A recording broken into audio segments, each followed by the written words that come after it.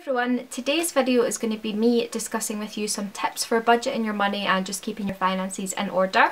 I've got them written in this book here, so I'm just going to refer to this and discuss through the tips that I use all the time and that help me when budgeting my money. I tried to order them, but I decided that they were all equally as important, so they don't have an order and it's just whatever I've written down, whatever's come out of my head first. The first one is always leaving a little bit of money in your account. And this is just really helpful in case there's a bill that comes out that you haven't remembered about, you haven't thought about, you don't want to be left in a sticky situation, or say for example just something needs paid or you need money for something, then you're always going to have a little bit of money in your account. And now I know everyone's financial situations are different, so that may be harder for others, but if you can just get yourself into that place where even you're leaving £50 in your account every single month, and essentially it just means you've always got money in case there is something important that you have to pay for. That's something that I really live by. I don't like going down and running on empty. It's just not a comfortable place to be for me. Maybe that's just my personality, but that's how I feel in the situation. So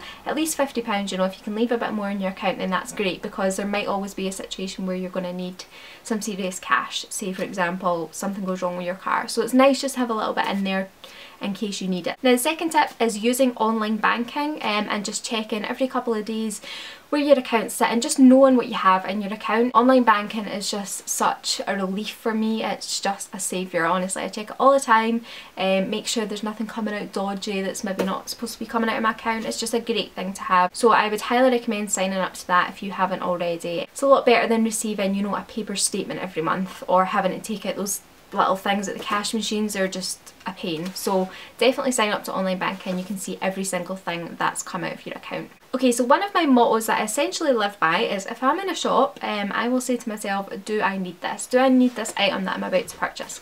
And honestly, I haven't asked myself that. There's been so many times that I've put something back because the answer has been no. Now I know there's a difference between, you know, like needing and treating yourself and stuff like that, and it's important to treat yourself, it is, but when you're just wasting away money on things that you really don't need and that you have stuff in the house similar, then there's absolutely no point in buying it.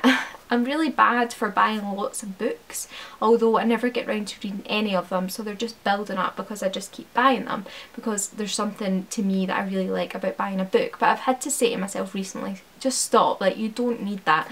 You need to read all the others first and then you can buy those books. So just asking yourself if you really need it. If it's just unnecessary splurges, then just pop it back and that money can go to something a lot more efficient. This one is a major one for me as well, and it's just being really savvy with where you shop. I am the kind of person that I notice every single price of every single item that I pick up.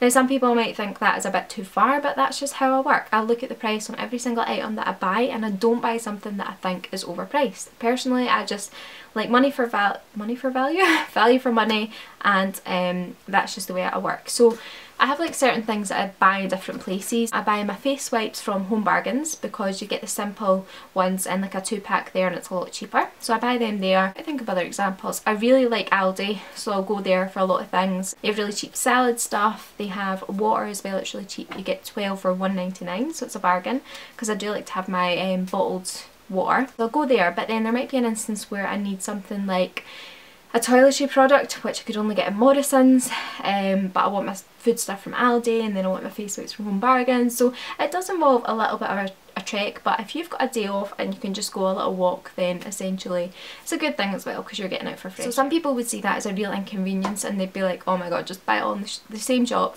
But personally, I do that all the time, and I just think that it adds up all the time, and you will actually notice that you're spending less because you're getting it cheaper in different shops. Another top tip, which I really didn't stick to last year but I'm going to stick to this year, is just taking packed lunches. Don't buy all these lunch things when you're out and about, because a £3 lunch every single day of the week is not good for your finances. Like I could go to Aldi and spend about £6 to £8 on stuff which would last me for a week. That is a sensible approach, and I know it's difficult and I know it's unexciting when you make it yourself and it's like, oh but I made that, it's boring, but it's just the sensible financial approach to it. Basically is the best idea. So if you can, make your packed lunches and take them with you every single day.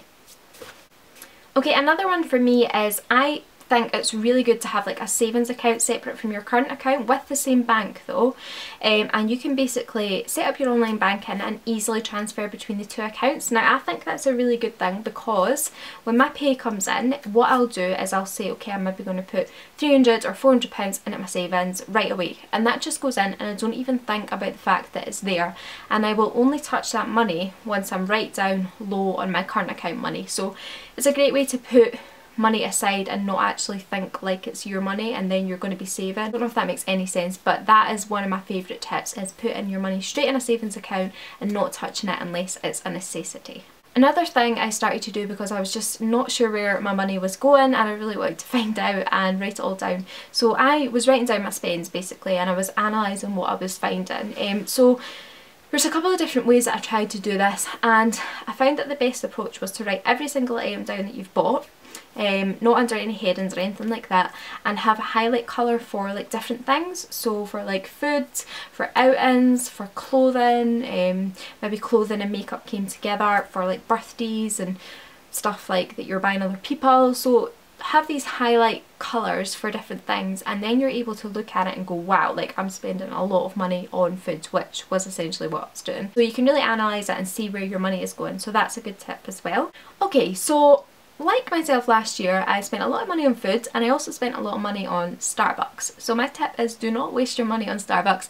Have it maybe once a month when you get paid, but the majority of the time just have hot chocolate in the house, or coffee in the house, or tea in the house, because you do not realise just how much money you spend on that stuff until you highlight it and you go, oh yeah, I've been to Starbucks about 8 times, you know, in the past couple of weeks. So it's not a good idea, and you're just wasting your money away. So if you can, have your hot drinks in the house. Another tip is using reward cards and like online codes and stuff like that. I love my Nando's loyalty card, I use it all the time and I'm always getting free stuff. Also my Boots Advantage card, that's a favourite for me. You always get so many points because I shop in there a lot. So I love both of them, they're my favourite reward cards. And also I use online codes, so like I won't go to Pizza Express unless I look for a code, because I know I can get it online, so I just think I could save money, so why would I pay the full price? So looking for online codes, using reward cards, you're going to get more value for your money. And the final tip, if you're really not good at managing your money, is to draw out the cash. So if you draw out £30 or £40 for something, so say I drew out £30 and said, okay, that's all I'm going to spend on eating out this month. Sit it in an envelope in your room, somewhere separate, and just know that once that is used, you cannot eat out anymore. Like, the food that you buy has to come from the supermarket. So I think that's quite a good tip as well. Seeing what you can budget for certain aspects of your life, taking the money out, and you know, once it's gone and you're not going to waste any more money on that kind of thing. I hope I've not rambled too much, but I'm just quite passionate about the whole financial side of things, I guess, because essentially it's what makes us survive in life. So it's really important to be managing your money and, you know, being able to support yourself, and especially at the moment it's dead important for me because Andy and I are saving for a house, so we are eventually, hopefully, fingers crossed, going to buy a house. So I like to try and keep money in my savings for that as well, because that's going to be important to me in a couple of years. I hope you enjoyed the video, and if you have any tips with money then leave them down below, because I'm always looking for new ideas and things to inspire me with that side of my life. So yeah, pop some comments down below and we'll have a little conversation, and I will see you all in my next one. Bye!